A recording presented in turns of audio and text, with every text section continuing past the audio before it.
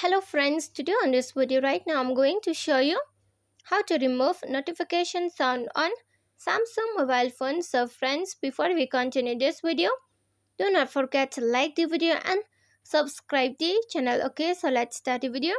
At first you have to move on setting. Then here you have to click this sound and vibration. Then only you are going to find this notification sound. So click on this notification sound. After having click on it, you have to scroll like this. And here the first option is the silent option. Here this one.